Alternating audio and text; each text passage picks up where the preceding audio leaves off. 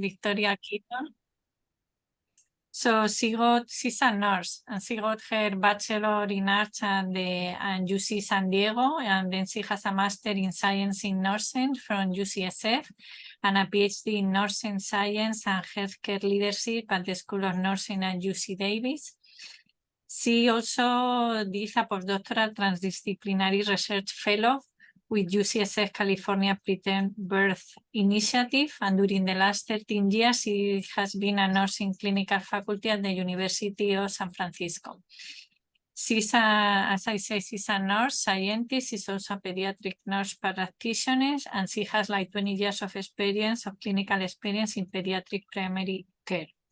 And right now, she's at UC Davis as an assistant professor at the Betty Irene Muir School of Nursing here with us at UC Davis, and her research focuses in health inequities and biopsychosocial impact of social needs on children and family from minoritized communities. So it's a pleasure to have you here with us today. And please go ahead. Okay. Thank you so much. And thank you everyone for being here. And for those watching this later on the recording, let me just take a minute to share my screen. Oops, there we go. Everyone see that okay? Yep. Perfect. All right, so that was a great intro. I will take a few minutes to just give a little bit more about my background to get started, but I am Victoria Keeton. I am a brand new assistant professor in the School of Nursing at UC Davis on the Sacramento Health Campus. Just started in July and am one of the Campos Scholars this year, so very honored and privileged to be here and to talk a little bit about some of the research that I have done. Before we start, I just wanted to acknowledge and honor the ancestral grounds and the indigenous people who are the traditional custodians of the unceded land that we all sit upon in our respective locations. I pay my respect to the elders, past, present, and future, who call these lands their home. I thank these communities for their stewardship of these lands over many centuries. Thank you for pausing to honor and support the resilience, strength, history, and traditions of Indigenous people worldwide. To learn more about Indigenous lands, perhaps where you were born, live, or work, I invite you to take a look at this website resource. And just a moment of disclosures, I have no commercial interest to disclose, and I will talk about the funding that I received to work on several of these projects at the end of today's presentation. Before I start, I did want to mention I'm going to try and keep the chat open nearby so that I can see if there are any questions or anything. Please feel free to put them in the chat, or since we're a small group, please feel free to unmute yourself and just let me know what I can do. Okay, so I'm going to start just by talking about an overview, brief introduction of myself and my background, and then talk a little bit about the state of the science regarding social needs and structural factors that impact many Latinx families in the United States and their associations with emotional and physiologic stress, primarily in children, but also in caregivers and primarily mothers. And then we'll talk a little bit about physiology, some of the specific impacts of stress that I've been interested in, how they relate to physical and mental health. And then finally, I will present a few research studies that I've done in this area and wrap up by talking about some of the implications from that work. Okay, so I think Veronica summed up pretty well my background, but just to give you a sense of why I got interested in this. So as she mentioned, I've been a pediatric nurse practitioner for almost 20 years. All of my work has been in community health, community pediatrics, and as a Latina by background, I have primarily worked with Latino and Latinx communities. And over the years in working with children and families, have become very interested in the larger systemic and structural factors that impact the health of the children that I've cared for. So I also subspecialize in child weight and obesity care, and so became very interested in specifically metabolic health and some of the physiologic underpinnings of both endocrine and metabolic function.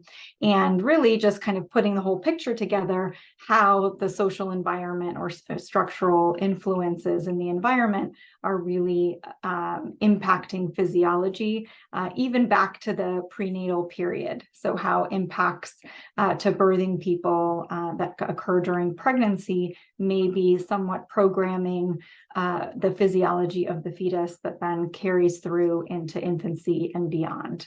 So that's the sort of general focus of my research. And again, a lot of it influenced by the clinical work that I've done over the years. Okay, so just to give a little bit of background, I think by now this is probably no secret to anyone, the term of social determinants of health, or this idea that there are many social factors all the way from the societal level, all the way down to communities and individuals that impact our health and our ability to access healthcare and live safely and grow and develop, particularly when we're talking about childhood. So there are particular influences that seem to have systemic underpinnings, meaning that they really are kind of thread through greater systems and organizations, but really drill down to affect child health and also family health. So these are things like access to equitable and quality education in order to, advance and get the jobs that then give us healthcare access, like health insurance through our employers, or ability to access quality health care and the appropriate care that we need based on the type of insurance coverage that we have, our ability to access food, safe housing, the physical environment, safe places to play and do exercise. All of these things. And then in addition, just community members, that sort of village that it takes to raise our children. And then finally, the finances that really hold all of that together, the ability to have economic security and stability and be an equal member of society from an economic standpoint. So each of these things can influence health in multiple ways. Some are very direct, having the access to healthy food allows us to be nourished, to have balanced diets, and which helps fuel our system in a healthy way. And the effects could also be more indirect, such as the stress and anxiety that people may experience from not having access to some of these basic needs. So I am particularly interested in some of these physiologic influences of stress, and we know that stress can actually impact almost every system in the body, and that part of this is natural. This is something that our systems were born to do because we were born into environments where we are expected to face stress occasionally and for short instances, right? So I think most people are familiar with this sort of fight, flight, or freeze responses that our body has naturally to deal with stress. The problem is that none of these changes or adaptations that our body does were intended to be long-term. And so people who are facing stress on a daily basis for long and chronic periods are now having these changes in their bodies that become pathophysiologic, meaning that they're starting to cause problems or do things that, it makes it hard for our body to stabilize or go back to a kind of allostasis or homeostasis. So this is where we start to see some of the physiologic effects of stress that stems from social factors. So these changes to metabolic health are, metabolism, our use of glucose or, energy production, our storage of fat, our, breathing, heart function. All of those things can be changed over long term from consistent exposures to stress. So in thinking about the sort of intergenerational impact, or even just these sort of developmental origins of health and disease, we have plenty of research that supports the fact that some of these changes are happening very early in life, or even during the prenatal period, so during physiologic development of the fetus.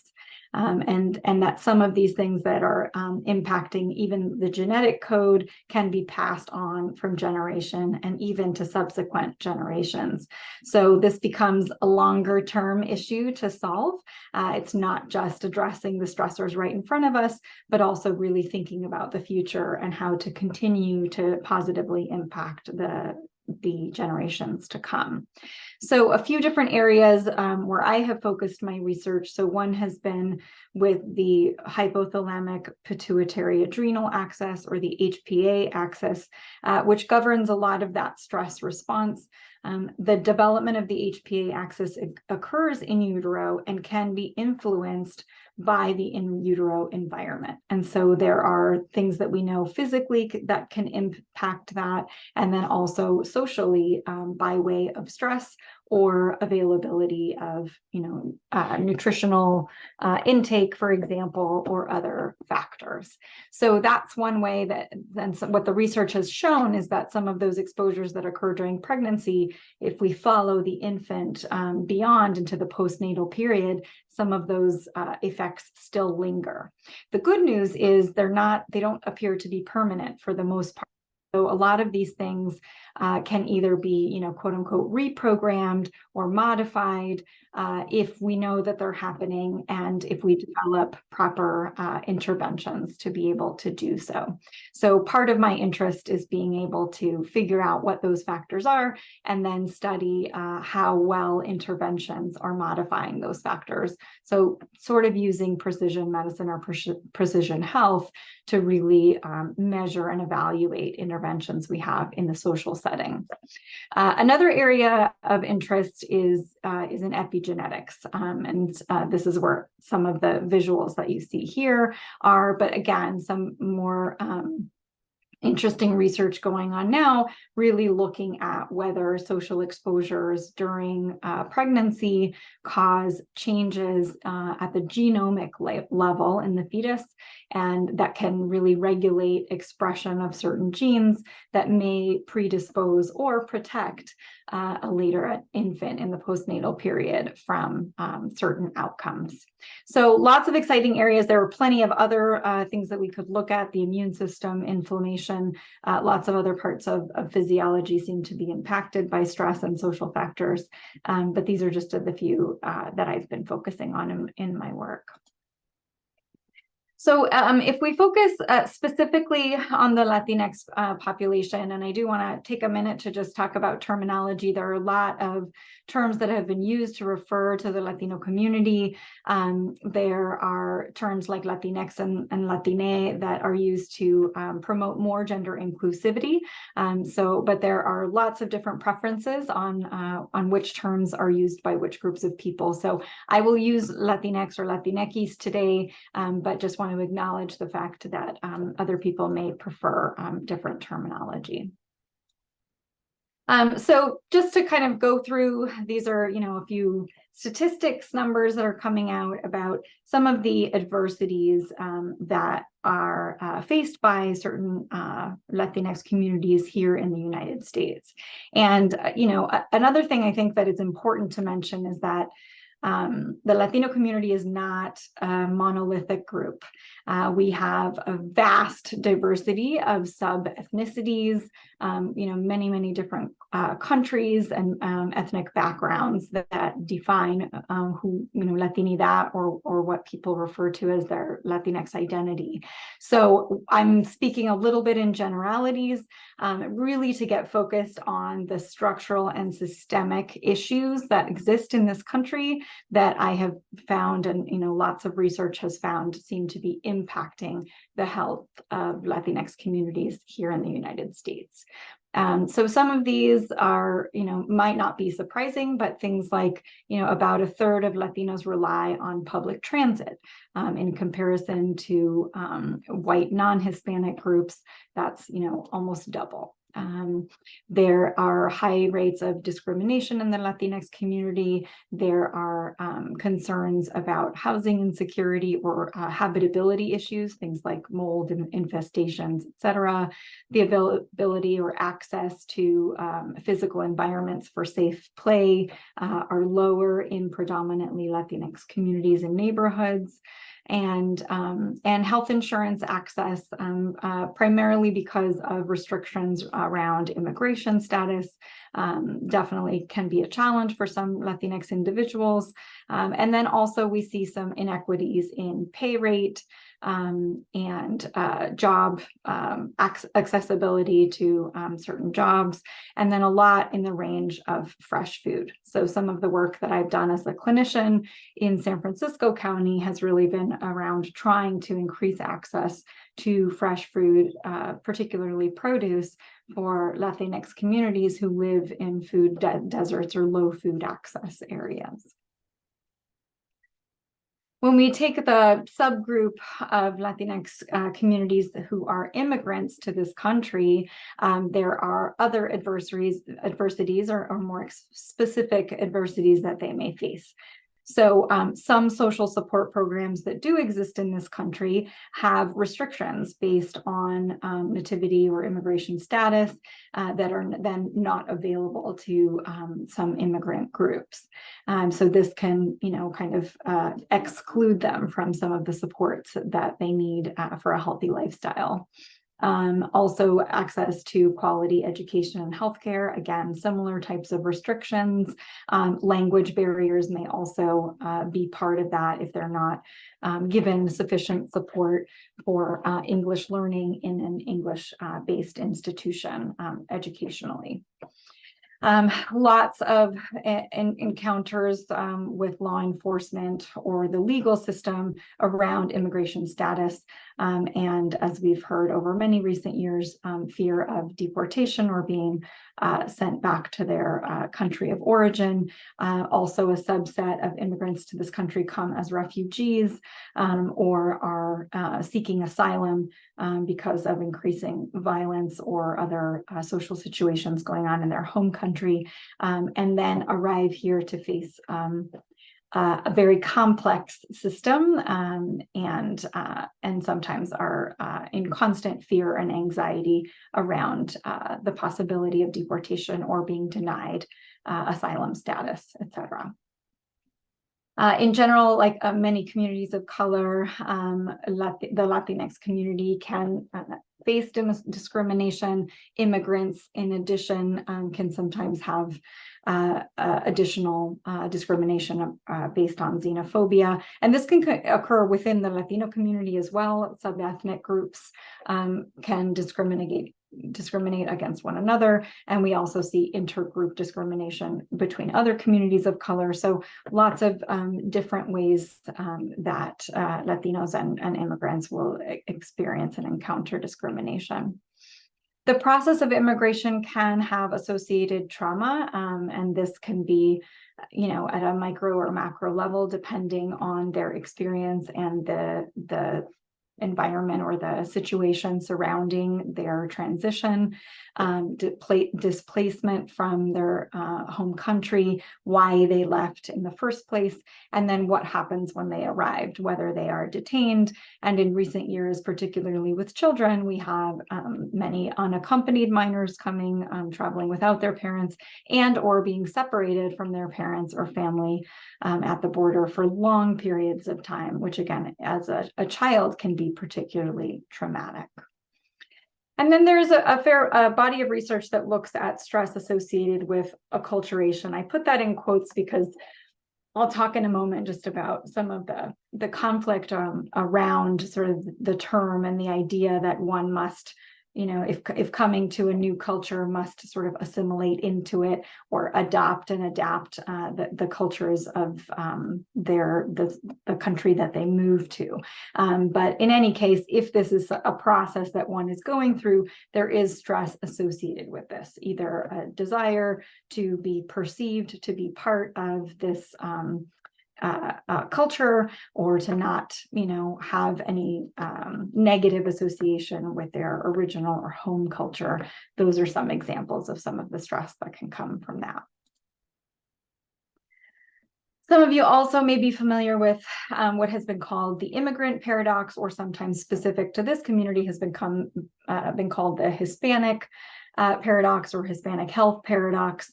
And these are really based on findings from studies that have shown better outcomes or more positive, healthy outcomes in immigrants or less acculturated immigrants. So either recent immigrants or those who have less acculturation to US culture in this example, than others who were either born in this country and or have become more acculturated over time. And there's lots of ideas of why this may be true. A lot of it stems from ideas that the home culture offers some sort of resiliency or protective factors that tend to mitigate any type of stressors or negative health outcomes from immigration. There's also critiques around research that has supported the immigrant paradox. Things like the salmon bias, basically saying that, well, some people immigrate, but some of them also go back.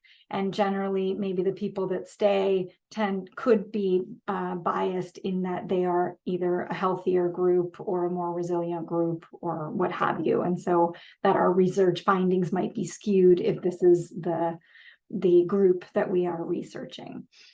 In general, particularly across the Latinx community, there has been an underrepresentation of Latinx communities in research in general, and some of this stems from distrust of the research system and or not wanting to be identified because of concerns about immigration status, et cetera. So, we might not have large enough numbers or representative enough samples to really know whether these research findings are robust enough. And then a lot of studies related to the immigrant paradox involve survey data. And there is, well-known survey bias that exists, particularly around topics that I'm interested in, things like stress, mental health, and social needs. These are all stigmatizing topics where individuals may not want to share their full story, might feel judged, or other reasons for disclosing some of this information. And so the results that we're looking at may be a little bit more biased. And then lastly, this idea about acculturation, I think one of the main things that's concerning about it is that it takes this assumption that the destination country, or the place where a person moves, is the sort of dominant and preferred place, that acculturation is sort of the end goal for everyone. And I think that's not necessarily true. That's a big assumption. It's also putting one culture in a sort of dominant or majority position, which then further minoritizes or marginalizes the group of immigrants. And it also really denies the sort of celebration of the fact that cultures can blend and function and exist in tandem or in integration without necessarily having one completely absorb the other. And then the other thing that comes up with this is really around the conflation between culture and ethnicity. And again, especially with the Latinx community, because we have so many sub-ethnic groups, this sort of idea that everybody wants to acculturate to, US or American culture kind of ignores a lot of the nuance that really exists across the Latinx community. So in recent years, we got kind of a spotlight on some of the social issues impacting communities of color, particularly Black and Hispanic or Latinx communities in the United States.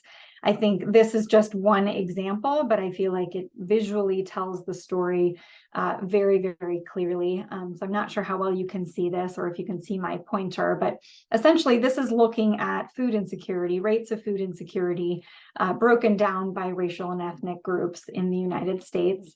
Great, thank you.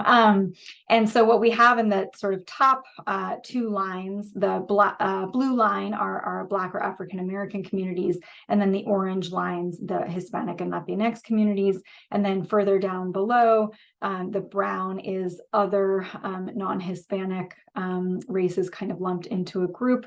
And then your white non-Hispanic being the purple line, where the green line is kind of the middle. So this is looking at the numbers for all the households in general. So as we see over the last 20 years, both Latinx and Black or African American populations have had higher rates of food insecurity over time, although this has ebbed and flowed a little bit. What was promising for many, almost a full decade, is that rates were really going down. Certainly still higher than other racial groups, but at least decreasing in their own right over time. And then right about here, which we can pinpoint, is somewhere towards the end of 2019 and into 2020, we see a huge spike once again, right? And so I'm pretty sure we're all traumatized enough to remember what happened during that time, but that was really the early COVID-19 pandemic and the first lockdowns that we had, where we really saw a huge disparity in essential workers and the availability and access to resources to continue to have food on the table and at home and access to that. And both for the Latinx and Black and African American communities, there was a huge inequity here that you can see did not persist with these other racial and ethnic groups. So it's very, very telling. And I think that, even many of us who have been working in this space for a long time were, disappointed but not terribly surprised by this, whereas I think that it did draw attention to some, communities who might not have been as aware of how much of an issue or a problem. So in some regards, that was a nice wake-up call in some ways. However, we still have a lot of work to go. Okay, so that's just kind of a general background. I can pause just to see if there are any questions or comments. And I see Dr. Carvajal, colorismo. Yeah, I totally agree. It is an important issue. I don't know if you want to comment. Yes, I mean, I actually work on this too from a different perspective, but colorismo among Latino, this is actually established early on during the Spanish colonization, where the whiter you are, the wealthier you were. While the Spanish came up with every sort of combinations to treat people of color, like mestizo, castizo, sambo, and the more complex, the lower you were you. And none of these, after Latin America became independent, the people who remain in power were the nearly direct descendants of the Spanish. So there is a lot of colorism in Latin America against Black Latinos and indigenous Latinos.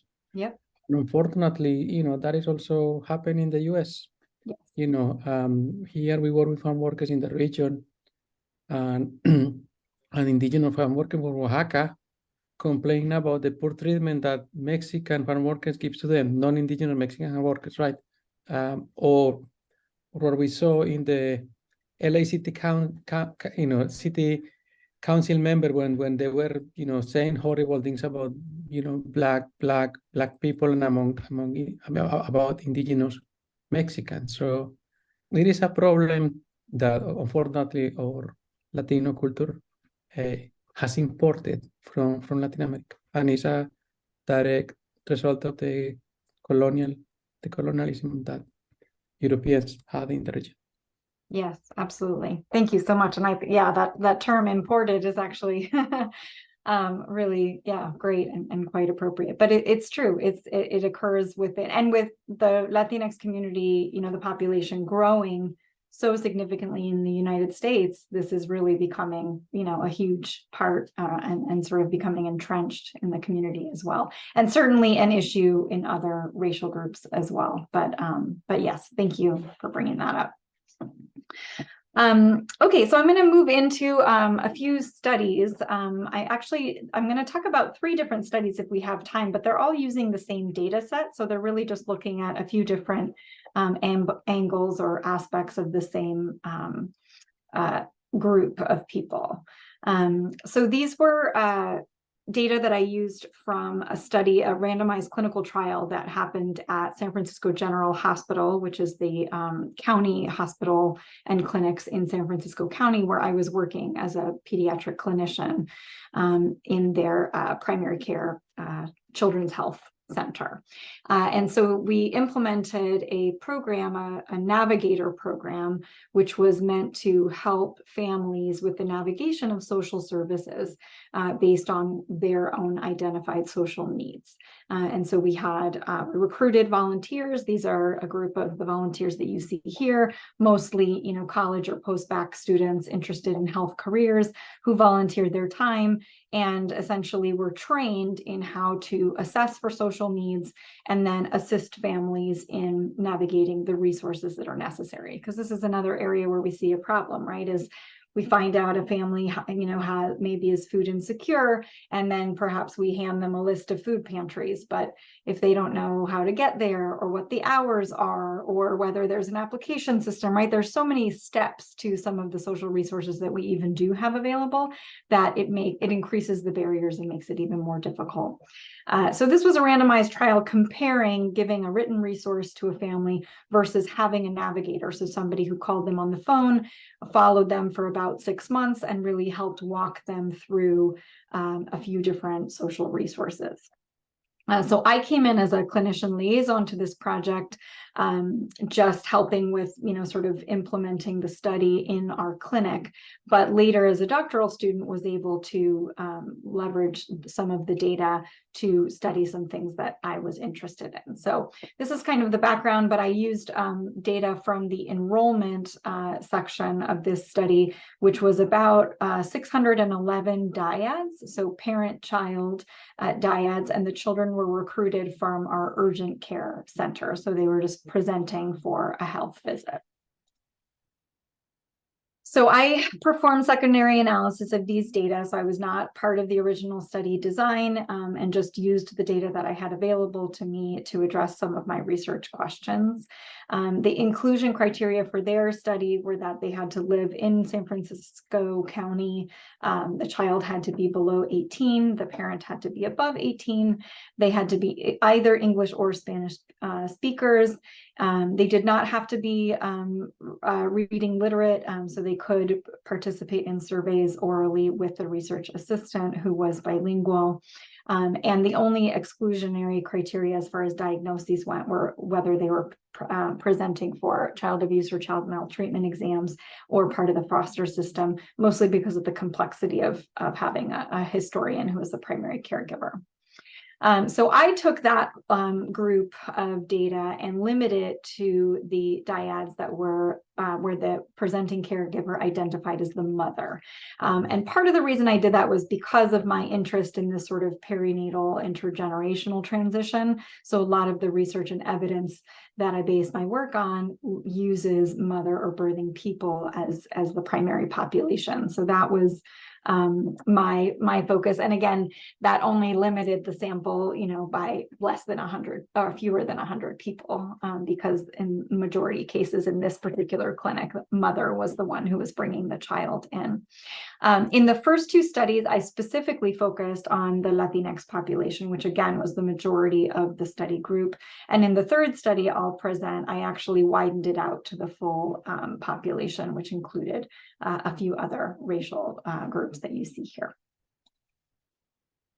So of the measures available to me, these were the ones that I focused on. So they did have a very basic sociodemographic survey where they gave things like income, the parents, education.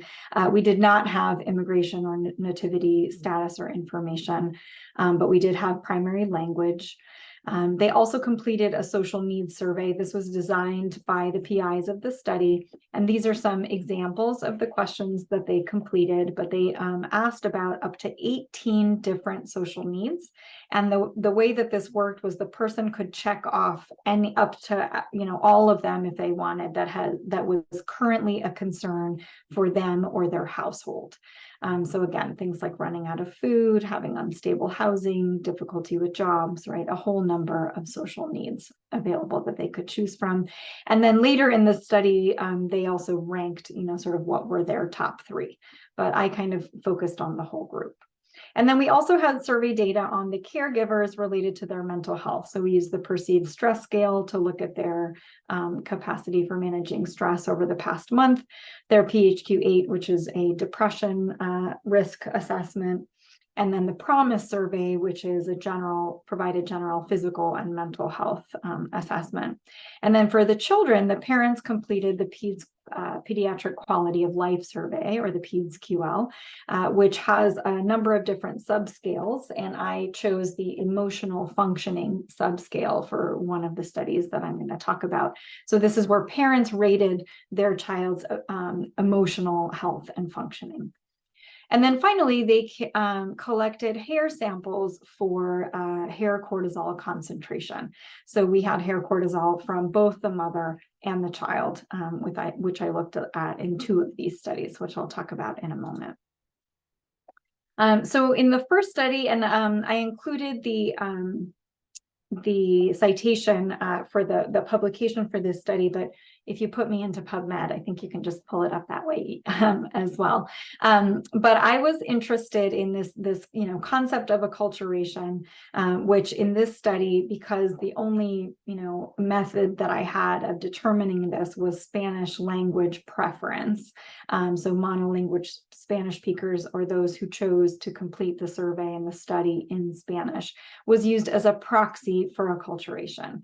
I acknowledge that this is not the ideal. It's not the most specific measure of acculturation. There are better ones out there, but again, doing a secondary analysis, I had what I had, and so there are plenty of studies that have used language preference as a proxy, meaning that people who maintain their preference for the Spanish language might be considered to be less acculturated than those who predominantly prefer English. And then I also looked at social needs. I looked at a few of individual social needs, and then also a general count of social needs, and to see whether all of these things predicted both perceived stress, so the score on the perceived stress scale, and emotional distress symptom scores on the PROMISE in the mothers for this study. So this study focused solely on the mothers. And thank you for sharing that resource. I'm going to take a look at that in a bit. So this is just a description of the sort of top needs. This actually is in line with what the current evidence across the country shows to be the most common social needs reported by Latinx families in the United States, those with children specifically. So the ability to pay bills, being one of the highest needs, followed by things like housing and food. Habitability refers to, again, the sort of quality or state of living. So the infestations, pests, mold, those types of things. Yeah. Oh, perfect. I gotcha. Thank you. That's my paper. Thank you for doing that. I love that. All right. And then what we did was broke the group down by sort of level of acculturation or by language. So what you see in the purple bars here are those participants who prefer English. So or the more acculturated group, and then those in orange are the Spanish preferring participants or the less acculturated group. So we compared those to see differences. The only group where we saw statistically significant differences was in the legal services, and this might not be too surprising in that our Spanish preferring participants tended more often to be immigrants who may have had legal concerns regarding their immigration, or might be facing, housing concerns that require the need of legal services. So that may have been where we saw that difference. But anecdotally also, I think it's interesting to look at sort of where we see the less acculturated folks always kind of falling lower than our more acculturated folks, which would support that immigrant paradox if we were looking at that specifically. A couple of other descriptors just to look at that are, of interest. About almost a quarter of the sample said that basically on a daily basis over the last week, they were experiencing emotional symptoms such as sadness, worry, or anger or frustration. And again, here we see that our Spanish preferring participants tended to were more likely to have a lower rate than English preferring. So again, sort of a more positive outcome for this less acculturated group. Regarding stress, about a third were reporting what would be considered higher stress levels. The perceived stress score doesn't have official cutoffs, but in the literature, scores above an 8 have been more commonly referred to as higher stress. And again, here we see the Spanish group having lower rates of perceived stress. However, this was not statistically significant. And then finally, of note, just looking at that almost half of the sample had at least 4 needs going on at the same time. So this was just a very high need group. And again, this is a clinic that serves primarily families with low income, with no or public insurance. So not super surprising considering the demographic, but just to give you that background. So a couple of just the main findings. So number one, in those families who reported having at least 4 or more social needs, they were 15 times higher at higher risk to have frequent emotional symptoms than those who had fewer than 4 needs. And they had a 5 times higher risk for having high perceived stress than those who had fewer needs. When we looked at acculturation as a predictor, those mothers who had less acculturation or who were Spanish preferring tended to be at lower risk, a 79% lower risk for frequent emotional symptoms. However, they did not have any statistically significant relationship with perceived stress.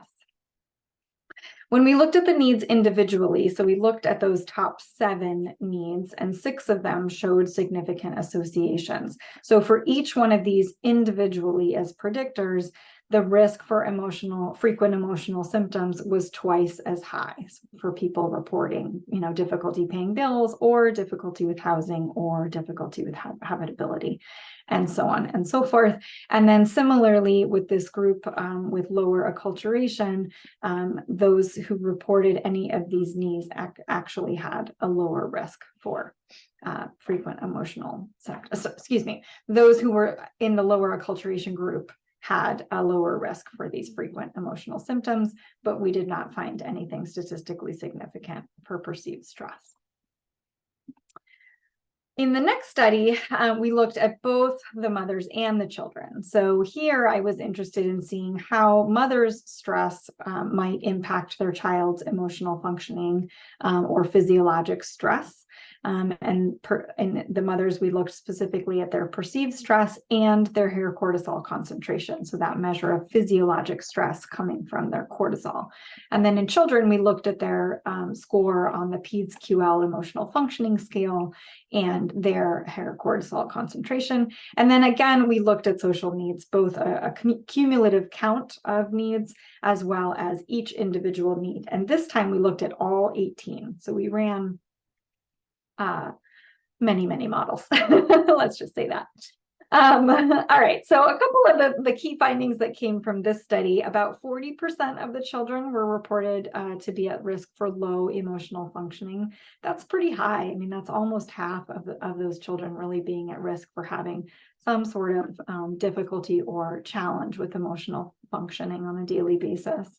And that those mothers who had higher perceived stress had twice the odds of reporting a child with low emotional functioning. So again, supporting literature that's already out there that really says that, you know, moms who are stressed out might have children who have difficulty or struggles with emotional function. And again, there are a number of reasons of why this might be true.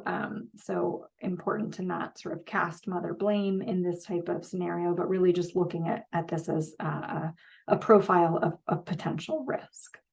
When we looked at the cortisol and social needs, so over 1/3 of the mothers in this group reported 5 or more social needs, and neither social needs nor neither the cumulative count of the social needs or each individual social need predicted child hair cortisol. So we didn't find any associations between these social needs and child physiologic stress.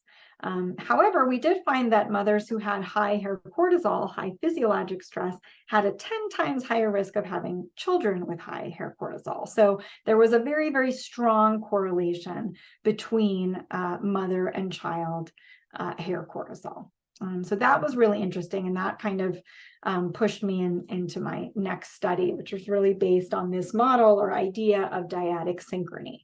And there are other words that are used to describe this in the literature. Things like attunement have also been used, but this is really the idea that emotion regulation between parents and children, and this doesn't necessarily have to be specific to the mother, although a lot of the literature in this work is, but tends to be the primary caregiver, so usually a parent, and sometimes, you know, usually the mother and child who cohabitate, that their regulation of their own emotional health really starts to impact one another. And this happens both from a behavioral standpoint, so sort of their own coping strategies or whatever they're doing behaviorally to manage their emotion can be impacting one another. And at a physiologic level, there's research to support that this is also happening. So there's something happening either in brain wiring or in cortisol levels where our, you know, physiology might actually be adapting in this specific dyadic relationship. So one of the questions that we had in thinking about our study with, you know, the hair cortisol of why we didn't see some of these effects in the child was really wondering, well, maybe it's because we weren't considering the dyadic component, right? Maybe by just looking at the child alone, we were sort of missing this regulation that could be sort of co-occurring or happening between the parent and child. So we decided to do a third study to really take a closer look at this. So this was the study that we actually widened out to look at all populations, mostly to preserve sample size. So because we were looking at the cortisol data, we had a lot more missing data in this sample. And so in order to have a large enough sample to have a sufficient power for this type of study, we widened it to the full group. So our first goal was to really determine, are there some sort of patterns in the data relevant to hair cortisol? In other words, using hair cortisol as sort of a latent variable to see whether mother-child dyads together formed, you know, some sort of subgroup according to their stress level, and then to look at whether social needs had any association with those subgroups or those patterns. So we used latent profile analysis or latent class analysis and ended up with two profiles, two groups, which we called, you know, lower hair cortisol and higher hair cortisol. So what you see in this figure here, so the blue boxes are the mothers, the red are the children. And you notice that basically there are these, you know, mother-child dyads where for the most part, they tend to have lower hair cortisol concentration in this group. And then there was this other group that had, on the whole, you know, higher levels. So it didn't mean that every single time there was a, you know, a perfect matchup where mother was high and child was high, but it just meant that statistically, this was kind of how we could pattern these groups. And there was no overlap in these groups at all. So once we had these two groups assigned, then we basically used those as our outcome and to see whether cumulative social need predicted that.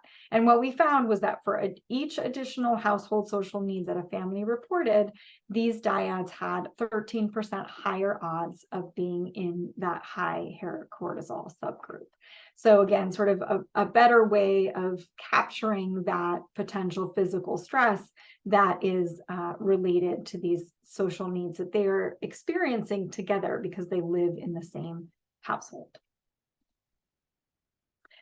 Okay, so that was a lot, but just to kind of tie it all together. So overall conclusions, bringing all of those studies together. So we did find that, stress in moms can predict emotional functioning and stress in the child. The fact that previous studies, have shown associations between social needs and stress in adults, but not as much in children, might have been, related to this sort of dyadic issue that is much less often studied in the literature.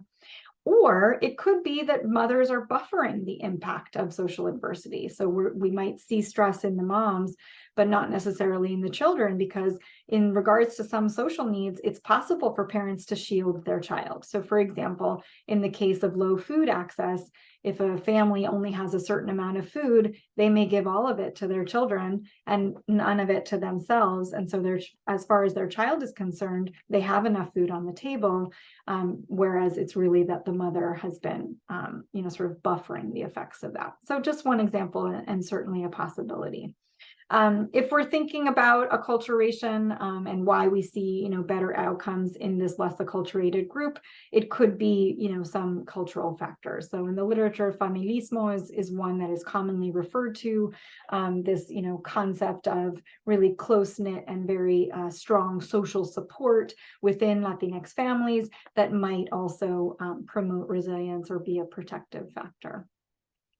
The fact that we had support for this hypothesis of dyadic synchrony really suggests that there is something to either from a heritability standpoint, like a genetic standpoint, or a shared environment standpoint, something about this co-regulation of cortisol or physiologic stress within parent-child dyads that's definitely worth more study. And then overall, bottom line is that the more social needs you have, the greater likelihood that there is for stress, and certainly if we're looking at the dyad, parent-child dyad in particular. And then in those studies where we looked at both cumulative versus individual social needs, and we found things with cumulative need, but not so much in individual need, I think points to some of the importance of, it's not just about which needs you have, but also around how many you have going on at the same time, right? Which is not something that we've necessarily been asking about in the clinical setting. So just to kind of tie it to what we can do with this information, so specific to clinical practice, there has been a movement over the last few years to do more social needs or social risk screening in healthcare. These are all major medical and health organizations that have endorsed or recommended doing social needs assessment in the clinical setting, and really based on a theoretical or conceptual model that first we identify what the risks are, then we need to address them in some way, either by providing a resource or by adjusting our own level of care so that we create a better health outcome for this individual, which overall would, again, improve in outcomes for the child and the family. So some ideas are to co-locate or integrate things like medical, mental health and social services all in the same place, because we know these things are so interconnected, really important to be able to offer these services all together. Knowing what we do about dyadic effects, thinking about the ways that we can direct interventions to either families at a whole or at a minimum, the mother-child dyad, if that's the primary caregiver. I think the jury is still out on whether culturally tailored interventions are effective or not. Again, because of the wide diaspora that we see in the Latinx community, as well as the diversity in level of acculturation, there's a lot of different research looking at whether this is a good idea or in what senses or instances it would be. And then on the flip side, I feel like we do a lot of study and focus on what's going wrong, the negative outcomes, the stress. I think it would be great to turn this on its head and look a little bit more at our strength factors. What is promoting resilience in some communities, and what can we do to harness and enhance those things? And then finally, just always being aware and on the lookout for stress and the impacts of stress and the mitigation of stress. So really not just asking about how people are doing, but offering some even short-term or very simple strategies for coping and or stress management that we might see can have a health benefit. On the policy and research side, continuing to dismantle some of these structural contributors. That's going to take a lot of work. There's a lot of structural and systemic racism that is baked into many of the policies in this country that disadvantage the Latinx community, and particularly immigrants in this country. So trying to chip away at those, and in the meantime, improving access to the resources that we have to support communities, and really giving everybody equitable access to those resources. And then finally, increasing the representation of Latinx communities in research. So really trying to build trust using community-based or community-partnered research as a way to both increase the pipeline to more Latinx researchers, and also to get better representation of the Latinx voice and community in the work that we're doing with this population. Okay, I think some of these I've already talked about, so I'm not gonna, just in the interest of time, I'd love to leave a little bit of time for questions. But I think this is more of just a summary of what I've already said. So really hoping that we can tackle this from a number of different areas. Just wanted to take a minute to acknowledge all the many co-investigators and mentors that I have worked with over the last couple of years on this work that span a few different universities, including here at Davis. Also, agradecer the participants who have made this work possible, and those who continue to participate in research nation and worldwide. And finally, the funding that made this possible, both supporting my doctoral work, my postdoctoral work, and also the clinical trial that gave me the data to do these studies. Ooh, that was a mouthful. And there we go. Thanks. Thank you so much, Victoria. This was an awesome talk. Thank you. Thanks. I can take down my slide unless anybody wants to look at something specifically, but why don't I take down my slides and then we can, yes, is it Titus? Am I pronouncing it? Yeah. I was just curious. Wow, I just got refocused. Okay. I was just curious about the latent class analysis, how that worked. And so I actually did want you to, if you could walk me through that slide.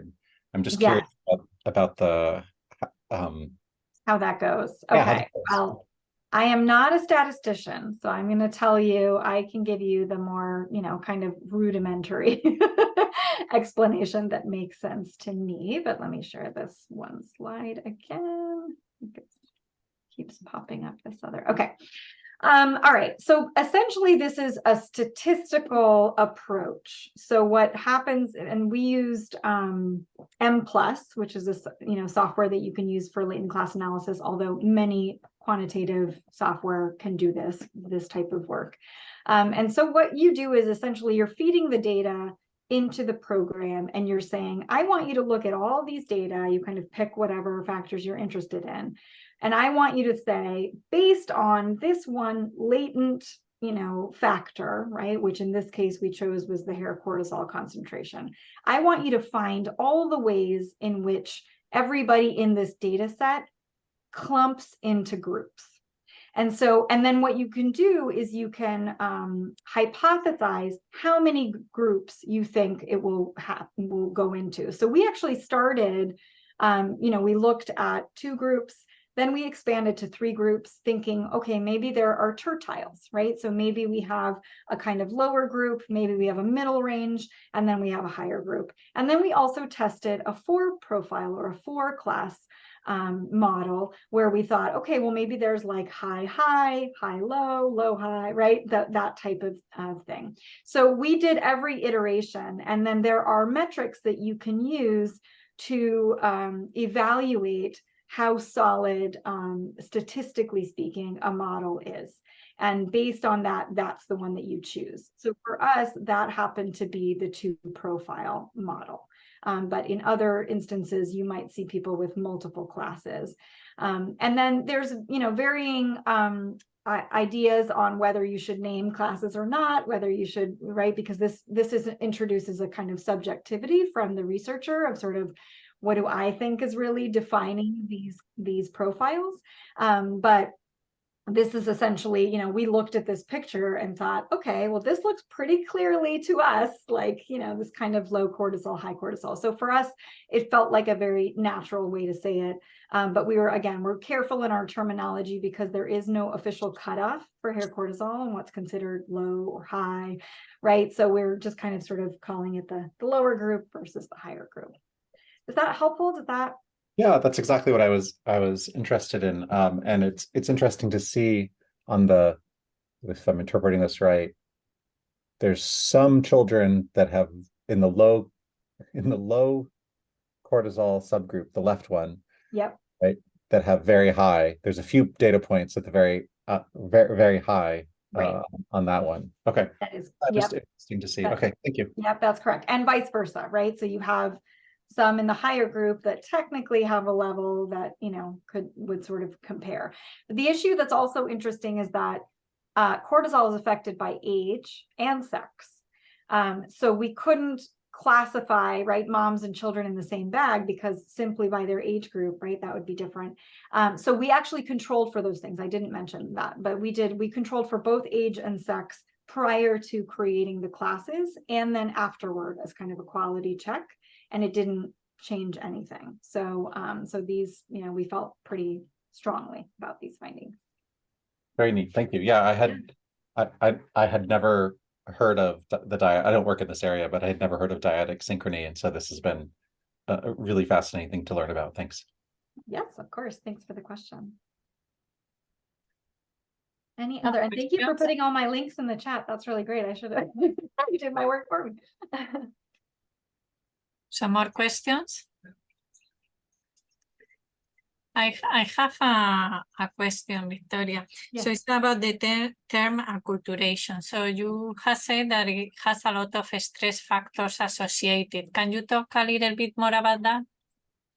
Yeah, so the idea behind acculturation stress, and there are actually tools, right, instruments, validated instruments that exist to measure this, which I think if I were to do this type of study again, I would like to include something like that. But the idea is that there can be stress associated with trying to acculturate or feeling an obligation to acculturate. So by being in let's say, being in a new country and perhaps not speaking the primary language, right? And then going and trying to navigate buying groceries or taking the bus or getting to work, right? Things like that. So just this idea of like, I don't know enough of the language to be able to do this. I really need to be able to learn more, but it's taking me a long time, right? That is a stressful process. So that's one example of acculturation stress. What some people argue is that, especially like in the United States, where there is such a large Latinx population, that there are communities where people can live and be surrounded by Latinx, people and function very, well and have very low stress, not really feel any pull or, push to speak any particular language, to adopt any customs of, this country, anything like that. And so we're by sort of saying that every immigrant must be experiencing acculturation stress, we're sort of, making this assumption that there is this desire to, acculturate, whereas that is a subjective, opinion. So I think that's where I think the stress, instrument or sort of really being able to measure stress a little bit more specifically, I think is a better way to do it rather than just saying like, oh, well, this person speaks Spanish, and so maybe they're just not stressed out by by being in an English-speaking country, right? So, and you say that the immigrants, experience less stress than the first generation or the second generation that are born here already. So I was wondering if during the life of the immigrant, the acculturation process has different levels of stress. I mean, one person that just moved versus a person that has been here for 20 years already. So you think that there is a difference and evolve in some way, the stress related to acculturation? So theoretically, however, because it's a multidimensional concept, I think it's hard to say, right? Because so what some would argue is if I have a particular cultural, tradition or, something strong in my culture that is protective for me, right? Let's say familismo, right? So let's say like it's hard for me to learn English, but I work through it. However, like my, home life, living with my family and having 3 generations in my home and eating, the foods that we did in my country and all of those things still exist for me, right? Just because I learned English doesn't mean I'm any more acculturated, right? I have retained all of this portion of my original culture that is a good thing for me. It provides me social support. It makes me happy. It gives me, positive emotions and things like that. So I think that's why it's difficult to say. So, being here for 30 years does not necessarily mean that you are more or less acculturated. And it doesn't necessarily mean that you've had more or less of a stressful process, because it's this constant sort of balance, I think, between what's, good or what's positive from your own culture versus what you get from this, culture that you've moved into. So that's the flip side of it, right? So let's say somebody chooses to move to a country because they're very interested in becoming immersed in this new culture, learning this language, adopting these traditions. That might be a very positive experience for them, right? It's not necessarily stressful because that's really what they want to be doing, right? So I think that lumping immigrants right into this monolith is really hard because this experience is so individualized, and what the positives and negatives are of it are very, very different for other people. I think like I can even just share a personal example. So my parents are both immigrants, and they came over because of my dad's schooling, right? So my dad had an opportunity to go to school here. My mom did not want to come. Right. And so we had one household where 2 individuals from the same country were having very different acculturation experiences, because my dad was all in. He wanted to be here, wanted to speak English, wanted to, become a citizen right away, everything. And my mom was like, no, I don't want to be here. I miss my family. I want to go back home. I keep speaking Spanish. Right. So I think that for me was one of the most salient, experiences just in my personal life, of sort of seeing how that can happen so differently for people, even within the same family and household. So I think that that's why this becomes such a complicated thing to study. And I was, again, very hesitant to use such a loose proxy like language to be able to refer to it. But I find this immigrant paradox, so interesting and worth exploring, that I think with more robust studies, we can do a better job of teasing it out. I don't know if that answered your... Yes, it does. Thank you so much. Yep. So more questions? Any more questions? Any more comments? No? Looks like we are done. I know that you need to leave too, that you Yes, had I gotta go get my kids. yeah. Well, wonderful. Thank you so much for having me. Thank you. Thank you. This was really, I appreciate it. really nice talk. Thank you, and see you soon. Sounds good.